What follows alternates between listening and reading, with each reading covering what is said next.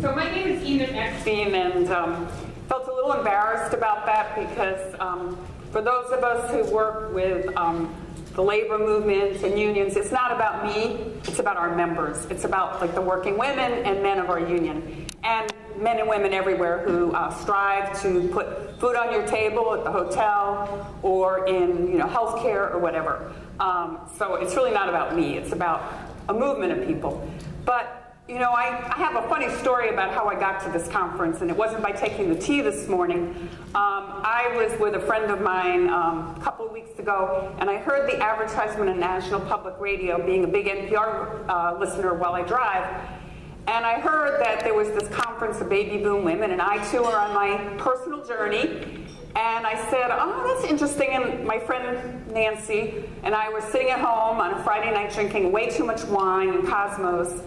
And we Googled the site, and I looked, and I said, no, there's nothing about working women on here. So I actually got the pity invite. I actually wrote Peggy and said, let's have some dialogue about working women. So that's how I got here.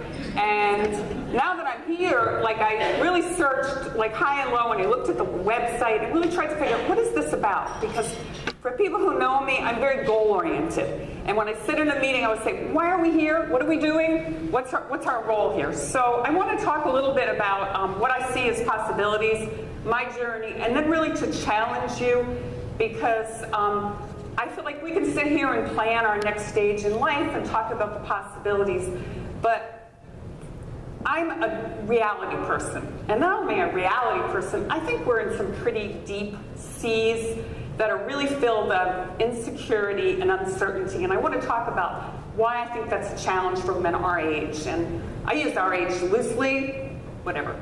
So I think that this is a unique gathering here, and just having the opportunity to talk to people. I don't often function in the corporate world, but meeting people from different backgrounds and different businesses has actually been really stimulating to me. And I thought of a John Lennon quote, because John Lennon is one of my heroes of my generation.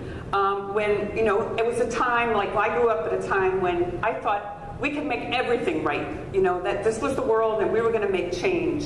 And John Lennon said, the thing about the 60s, which is, I think a time that was important for many of us, it showed us the possibilities and the responsibilities we had.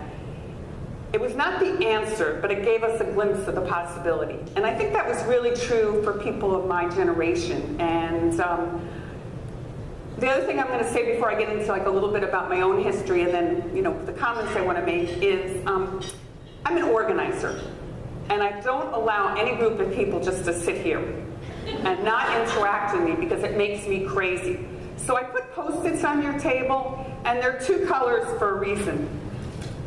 I put green as thoughts that ground you, and yellow or orange stars for things that give you some excitement and to make you think about something I say that may make you engage in action going out of here.